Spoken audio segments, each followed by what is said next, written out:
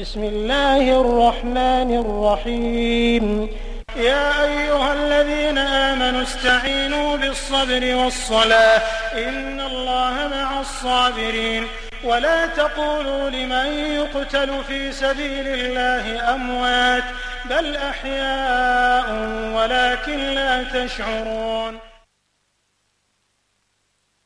الحمد لله رب العالمين والصلاة والسلام على أشرف الأنبياء والمرسلين وعلى آله وصحبه أجمعين أعوذ بالله من الشيطان الرجيم بسم الله الرحمن الرحيم সম্মানিত দর্শক শ্রোতা বৃন্দ ভাই এবং বোনেরা আসসালামু আলাইকুম ওয়া রাহমাতুল্লাহি ওয়া বারাকাতুহু।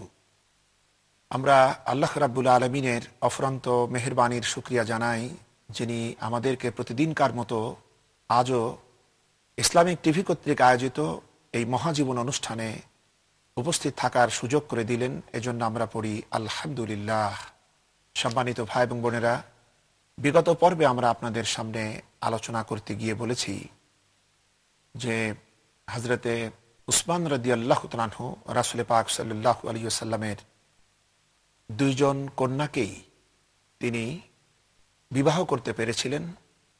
প্রথমে যখন হযরতে রুকাইয়া রাদিয়াল্লাহু তাআলা আনহা ইন্তেকাল করেন, তার একটিমাত্র সন্তান জন্মগ্রহণ করেছিল যার নাম ছিল আব্দুল্লাহ। তার নাম থেকেই তাকে বলা হতো আবু আব্দুল্লাহ। কিন্তু ভাগ্যের নির্মম পরিহাস, চতুর্থ হিজরিতে এই ছেলে আব্দুল্লাহ দুনিয়া থেকে বিদায় হয়ে যায়। এরপরে এই ছেলের বিদায়ের পূর্বেই অর্থাৎ তৃতীয় হিজরিতে যখন রাসূল পাক সাল্লাল্লাহু আলাইহি ওয়াসাল্লামের সেজ মেয়ে উম্মে কুলসুম রাদিয়াল্লাহু তাআলা আনহার সাথে বিবাহ হয়। এরপরে উম্মে কুলসুম রাদিয়াল্লাহু তাআলা আনহা নিঃসন্তান ছিলেন এবং নিঃসন্তান অবস্থায় নবম হিজরিতে তার ইন্তেকাল হয়। এইভাবে যখন দুইটি মেয়েরই ইন্তেকাল হয়ে গেল, রাসূল পাক সাল্লাল্লাহু আলাইহি ওয়াসাল্লামের সন্তানদের মধ্যে তখন হযরত ফাতিমা রাদিয়াল্লাহু তাআলা আনহার বিবাহ হয়ে গিয়েছে হযরত আলী রাদিয়াল্লাহু তাআলা আনহুর সাথে, এবং আর কোনো মেয়ে নেই বিবাহযোগ্যা। তখন হুজুর পাক সাল্লাল্লাহু আলাইহি ওয়াসাল্লাম বলেছিলেন, তিনি হযরত উসমান রাদিয়াল্লাহু তাআলা আনহুকে এত ভালোবাসতেন, তিনি তখন বলেছিলেন, আমার যদি আরো কোনো মেয়ে থাকতো তবে আমি তার সাথে হযরত উসমান রাদিয়াল্লাহু তাআলা আনহুর বিবাহ দিতাম। সম্মানিত ভাই এবং বোনেরা, বিগত পর্বের সাথে এই আলোচনাটা দিয়েই আমরা শেষ করছি, এবং আজকে আমরা যে আলোচনা রাখতে চাই তা হচ্ছে হযরত উসমান রাদিয়াল্লাহু তাআলা আনহুর দানশীলতা এবং তার বদান্যতা। সেই বিষয়ক আলোচনা আজকে আমরা পেশ করতে চাচ্ছি। আপনারা দোয়া করুন আল্লাহ রাব্বুল আলামিন যেন সুন্দরভাবে এই কথাগুলি আলোচনা হিসাবে পেশ করার তৌফিক যেন আল্লাহ আমাদেরকে দান করুন। হযরতে উসমান রাদিয়াল্লাহু তাআলা আনহু তিনি যখন হিজরত করে মদিনায় চলে আসলেন, এবং এরপরে রাসূল পাক সাল্লাল্লাহু আলাইহি ওয়াসাল্লাম যখন মদিনা মুনওয়ারায় এসে পড়লেন, বিভিন্ন দিকে যেসব সাহাবে কেরাম হিজরত করে বিভিন্ন জায়গায় ছিলেন তাদেরকেও খবর দেওয়া হলো যে তোমরা যে যেখানেই আসো, তোমরা এখন মদিনা মুনওয়ারায় এসে একত্রিত হও। রাসূল পাক সাল্লাল্লাহু আলাইহি ওয়াসাল্লামের এই আহ্বানে সাড়া দিয়ে চতুর্দিক থেকে সাহাবে কেরাম সকলেই মদিনা মুনওয়ারায় মিলিত হলো। তখন প্রয়োজন দেখা দিল যে সকল সাহাবীরা একত্রিত হয়ে রাসূল পাক সাল্লাল্লাহু আলাইহি ওয়াসাল্লামের নেতৃত্বে, তার ইমামতিতে যাতে একত্রিতভাবে নামাজ পড়া যায় জামাতের সঙ্গে, সেজন্য একটি মসজিদ নির্মাণের প্রশ্ন দেখা দিল। এর আগ পর্যন্ত মুসলমানেরা বিচ্ছিন্ন বিক্ষিপ্তভাবেই নামাজ আদায় করতেন, এবং রাসূল পাক সাল্লাল্লাহু আলাইহি ওয়াসাল্লামের সাথে যারা মুষ্টিমেয় কতিপয় মানুষ তারা একত্রিত হয়ে নামাজ পড়তে পারতেন।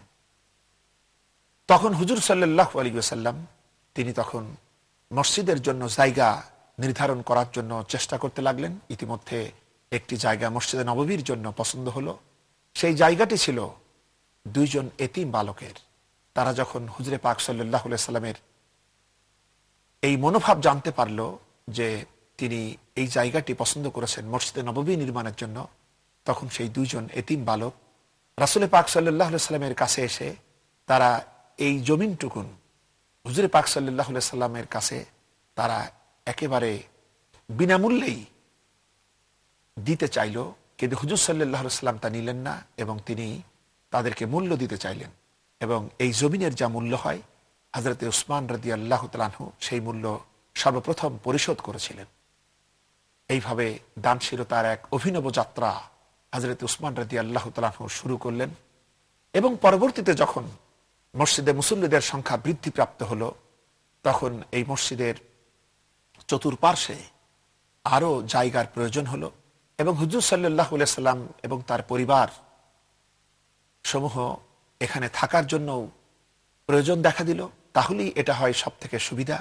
এটা চিন্তা করে হযরত উসমান রাদিয়াল্লাহু তাআলা আনহু মসজিদের চতুর্পার্শ্বের জমিন খরিদ করে রাসূল পাক সাল্লাল্লাহু আলাইহি সাল্লামকে প্রদান করেছিলেন।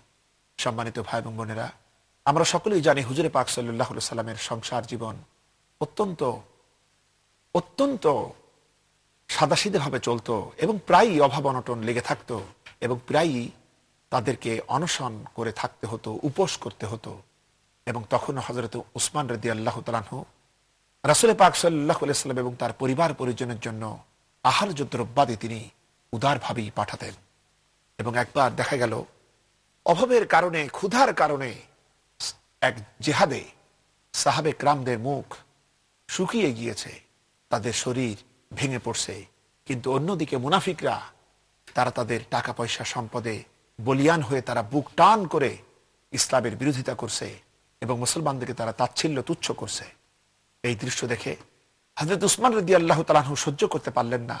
তিনি তৎক্ষণাৎ তার 14টি উট বোঝাই করে খাবারাদি রাসূল পাক সাল্লাল্লাহু আলাইহি সাল্লামের কাছে প্রেরণ করলেন এবং বললেন, ইয়া রাসূলুল্লাহ সাল্লাল্লাহু আলাইহি ওয়াসাল্লাম, আপনি মেহেরবানি করে এই উট সমূহের বহনকৃত খাবার আপনার সাহাবীদের মাঝে বিতরণ করে দিন। সম্মানিত ভাই এবং বোনেরা, হযরত উসমান রাদিয়াল্লাহু তাআলা আনহু যখন মদিনা মুনওয়ারা এলেন তিনি দেখতে পেলেন এখানে পানির বড্ড কষ্ট, সাহাবে কিরাম পানির কষ্টে পেরেশান হয়ে পড়ছে। তখন মদিনাতে একটি মাত্র কূপ ছিল মিষ্টি পানির, আর অন্যান্য যে কয়টা কূপ ছিল তার পানি ছিল লোনা, লবণাক্ত পানি ছিল। কিন্তু এই মিষ্টি পানির কূপটা ছিল এক ইহুদির দখলে এবং সেই ইহুদি অত্যন্ত নির্দয় প্রকৃতির ছিল এবং সে এই পানি বিক্রয় করত। এবং মুসলমানদের প্রতি ইহুদিদের বিদ্বেষ থাকার কারণে এই ব্যক্তি আরো চড়া মূল্য হাঁকত। একদিকে মুসলমানদের অবস্থা ছিল অত্যন্ত সঙ্গীন, অর্থকড়ি তেমন ছিল না। এই পর্যায়ে যদি পানি, যে পানি একসময় তারা মক্কা মুআজ্জমায় জমজমের পানি তারা খেয়ে নিজেদের উদর পূর্তি করত, তৃপ্তিবোধ করত, আজ তারা পানির এই অসহায় দৃশ্যের মুখোমুখি হয়ে অর্থকড়ি বিহীন অবস্থায়, কিছুই তাদের নাই, এই অবস্থায় তাদের অত্যন্ত পানি কষ্ট হতে লাগলো। এই অবস্থা দেখে হযরত উসমান রাদিয়াল্লাহু তাআলা আনহু এই কূপটি ক্রয় করার জন্য প্রস্তাব দিলেন। ইহুদি প্রথমে এই কূপটা অর্ধেক বিক্রয় করলে এইভাবে যে একদিন তোমরা পানি নিবে আর অন্যদিন আমি এবং আমার লোকেরা পানি নিবে। এবং সেই ব্যক্তি তখন 12,000 দিরহামের বিনিময়ে হযরত উসমান রাদিয়াল্লাহু তাআলা আনহুকে একদিন পরপর একদিন এইভাবে পানি নেওয়ার অনুমতি প্রদান করলো। হযরত উসমান রাদিয়াল্লাহু তাআলা আনহু মুসলমানদেরকে বলে দিলেন, তোমরা এখান থেকে 2 দিনের পানি তোমাদের নির্ধারিত যে দিন সেদিনই তোমরা উত্তোলন করবে। মুসলমানরা তাই করতে লাগলো যাতে পানি নেওয়ার পরদিন তাদের কষ্ট করতে না হয়। এতে সেই ইহুদি ব্যক্তি সে যে কৌশল প্রয়োগ করত, যে তারা করত কি, তারাও ওই রকম তাদের নির্ধারিত দিনে তারা অতিরিক্ত পানি নিত, পরের দিন মুসলমানরা কোনো পানি পেত না।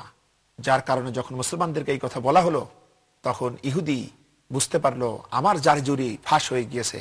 তখন সে বাধ্য হয়ে এই কূপের পরিপূর্ণ সত্ত্ব আবার 8,000 দিরহামে হযরত উসমান রাদিয়াল্লাহু তাআলা আনহুর কাছে বিক্রয় করতে প্রস্তাব পাঠালো। হযরত উসমান রাদিয়াল্লাহু তাআলা আনহু সর্বমোট 20,000 দিরহামে এই কূপ ক্রয় করে মুসলমানদের জন্য ওয়াকফ করে দিলেন। সম্মানিত ভাই এবং বোনেরা, এই কূপটার নাম ছিল বীরে রুমা কূপ।